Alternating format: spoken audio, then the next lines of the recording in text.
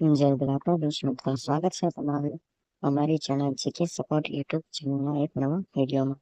મિત્રો, આજે આપણે એક નવા વિશે વાત કરવાના છીએ. આજે આપણે વાત કરવાના છીએ પોલીસ ભરતીના ઉમેદવારોને ટ્રેનિંગ આપવા અંગે ઓફિશિયલ જાહેરાત કરી દેવામાં આવ્યું છે. તો તેના માટે આપણે પહેલા ટ્રેનિંગ ક્યાંથી શરૂ થશે, કેટલા મહિનાની ટ્રેનિંગ રહેવાની છે, મેડિકલ ક્યારે કરવામાં આવશે અને ક્યાં ક્યાં સેન્ટરોમાં તાલીમ આપવામાં આવશે, તેની સંપૂર્ણ માહિતી આપણે આજના વિડીયોમાં જોવાના છીએ. જો મિત્રો તમને અમારો વિડીયો ગમ્યો હોય તો તમારા મિત્રો સાથે પણ શેર કરજો, જેથી કરીને તેને પણ માહિતી મળતી રહે. અને જો અમારી ભવિષ્યમાં પણ આવા નવા સરકારી માહિતી, ભરતી, પ્રાઇવેટ ભરતી કે પછી ખેડૂત લક્ષી કોઈ પણ યોજનાઓ વિશે તરત જ માહિતી મેળવવા માટે અમારી ચેનલને આજે સબસ્ક્રાઇબ કરી લેજો. અને જો તમારે તરત જ માહિતી મેળવવી હોય તો મેં મારા વોટ્સઅપ ગ્રુપની લિંક પણ ડિસ્ક્રિપ્શન બોક્સમાં આપી દીધી છે, જેથી તેમાં પણ તમે જોડાઈને સરળ રીતે બધી જ માહિતી મેળવી શકો છો. અને એક બીજી પણ વાત કરી દો કે જો તમારે ઘર બેઠા જે હાલમાં પોલીસ અને પીએસઆઈના ભરતીના ફોર્મ ભરવાના શરૂ થઈ ગયા છે, તેની પણ જો માહિતીને ફોર્મ ભરવું હોય ઘર બેઠા તો પણ ભરી દેવામાં આવશે. તે માત્ર ₹50ની અંદર તમને ફોર્મ ભરી દેવામાં આવશે. તો આજે જ મારા વોટ્સએપ ગ્રુપમાં મેસેજ કરો અને જેને ખરેખર ફોર્મ ભરવું હોય તે જ મને મેસેજ કરે, જેથી તમારો પણ સમય ન બગડે અને મારો પણ સમય ન બગડે. તો મિત્રો, શરૂ કરીએ આપણે આજનો આ વિડીયો. તો તમે જોઈ શકો છો, જે ગુજરાતની રાજ્ય છઠ્ઠો માળો પોલીસ ભવન દ્વારા કરી દેવામાં આવી છે. તાલીમ અંગેનું આયોજન લોકરક્ષક પાયાની તાલીમનું આયોજન 2026નું કરી દેવામાં આવ્યું છે. તો આજના આપણા આ વિડીયોની અંદર જોઈશું કે નવા ભરતી થનાર લોકરક્ષક તાલીમાર્થીઓની પાયાની તાલીમનું આયોજન બાબતનો વિષય છે. ત્યારબાદ તમે અહીંયા જોઈ શકો છો કે ઉપરોક્ત વિશે અન્ય સવિનય જણાવવાનું કે તાજેતરમાં પોલીસ ભરતીના બોર્ડ દ્વારા લોકરક્ષક કેન્દ્રનું પરિણામ જાહેર કરવામાં આવેલ છે. આ ભરતીમાં પસંદગી પામેલ લોકરક્ષક ઉમેદવારોને લોકરક્ષક તરીકે શહેર, જિલ્લા, જૂથ ખાતે નિમણૂક આપવાની કાર્યવાહી પૂર્ણ થયા બાદ તેઓને પોલીસ લોકરક્ષક સર્વાંગી પાયાની તાલીમ માટે રાજ્યની પોલીસ તાલીમ સંસ્થા ઉપરાંત શહેર, જિલ્લા, જૂથના ટ્રેનિંગ સેન્ટર ખાતે ફાળવણી કરવામાં આવનાર છે. તો આવી રીતની જે હાલમાં જે પરિણામ જાહેર કરવામાં આવ્યું છે લોકરક્ષક પોલીસનું હથિયારી અને બિન હથિયારીનું તેનું તાલીમ અંગે કઈ રીતનું આયોજન કરવામાં આવેલું છે તેની તારીખ આપી દેવામાં આવી છે. તો આયોજન નવા ભરતી થયેલ લોકરક્ષકની પાયાની તાલીમ સંભવિત ફેબ્રુઆરી 2026થી શરૂ થવાનું આયોજન છે. આવી રીતના એમાં તમે જોઈ શકો બિન હથિયારી, હથિયારી, લોકરક્ષક, આરપીએફ લોકરક્ષકની નિમણૂક અંગેની મેડિકલ ચકાસણી તથા ચારિત્ર્યની વેરિફિકેશનની કામગીરી સમય મર્યાદામાં પૂર્ણ કરવામાં આવે તે સુનિશ્ચિત કરવાનું રહેશે. તો આવી રીતનું આયોજન કરવામાં આવેલું છે.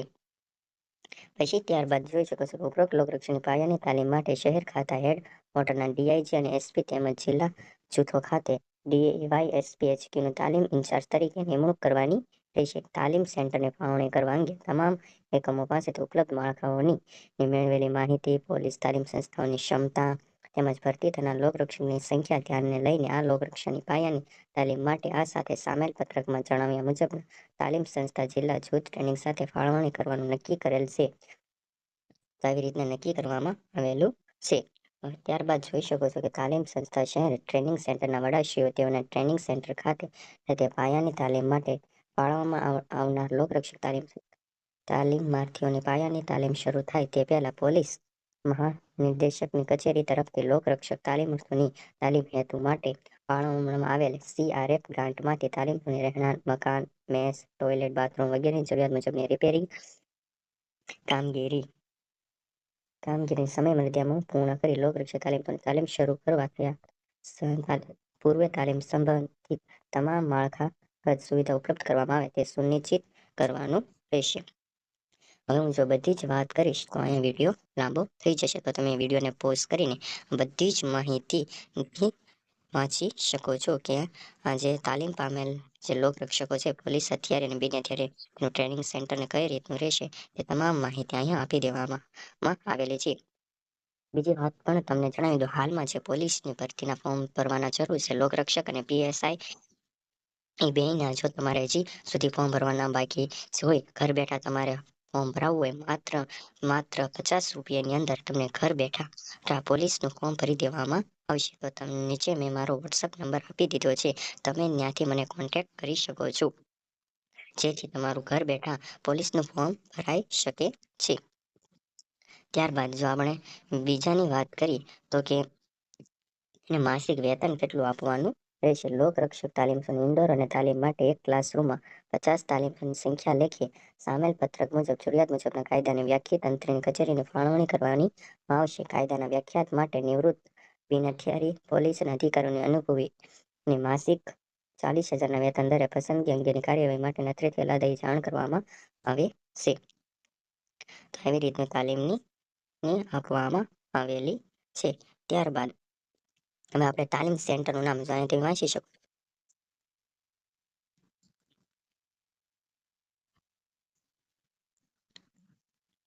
તો તમે અહીંયા જોઈ શકો છો કે જે વર્ષ 2025માં નવા ભરતી થયેલ લોકરક્ષકની પાયાની તાલીમી સેન્ટરની સંભવિત ફાળવણી આવી રીતના કરવામાં આવેલ છે.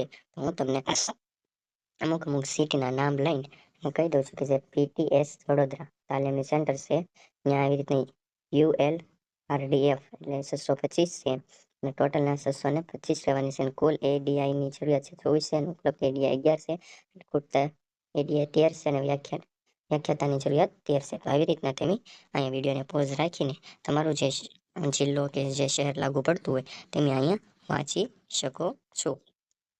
એ બધા જ જિલ્લાઓની માહિતી આપી દેવામાં આવી છે. જો બધા જ વિડીયોને પોઝ રાખીને તમે સરખી રીતે બધા જ જિલ્લાઓ વિશે માહિતી મેળવી શકો છો. બધા જ જિલ્લાઓ વિશે અને તમારા જે શહેર આવતું હોય તો શહેરની પણ માહિતી આપી દેવામાં આવેલી છે. હવે અહીંયા કુલ ટોટલની જો હું વાત કરી દઉં તો 4477ની જેટલી છે.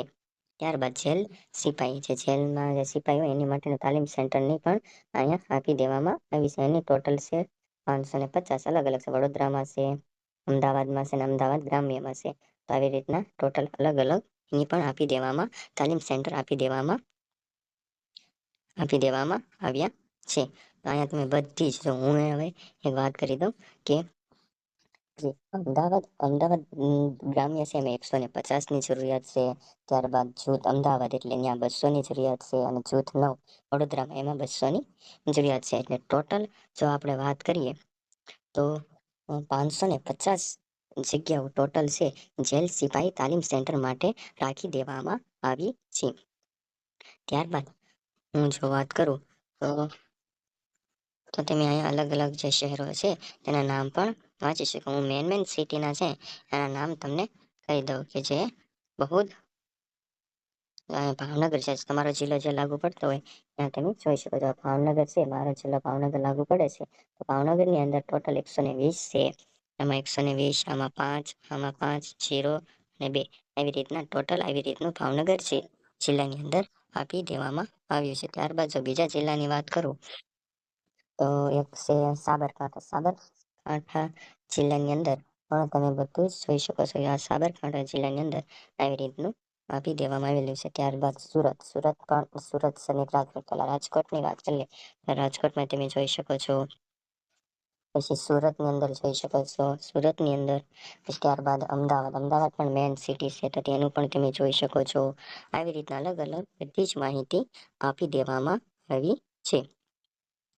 જો આવી રીતના બધા જે જિલ્લાઓ છે તેની તમામ માહિતી છે એ આની અંદર આપી દેવામાં આવેલી છે. તો તમે મારા આ વિડીયોને પોઝ કરીને તમારો જે જિલ્લો લાગુ પડતો હોય તેના વિશે તમે માહિતી મેળવીને કઈ જિલ્લામાં શું શું છે તેની માહિતી મેળવી શકો છો.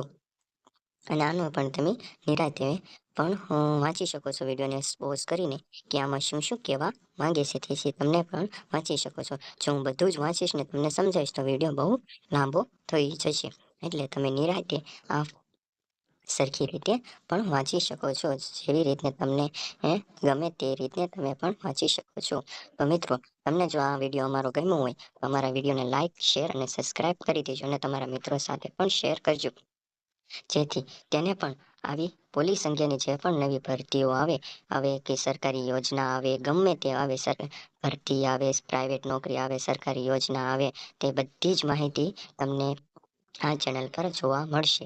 અને જો તમારે તાત્કાલિક માહિતી મેળવી હોય તો અમારા વોટ્સઅપ ગ્રુપમાં પણ તમે જોડાઈ શકો છો, જેની લિંક મેં મારા ડિસ્ક્રિપ્શન બોક્સમાં મેં આપી દીધી છે, જેનાથી તમે જોડાઈને તાત્કાલિક બધી જ માહિતી મેળવી શકો છો.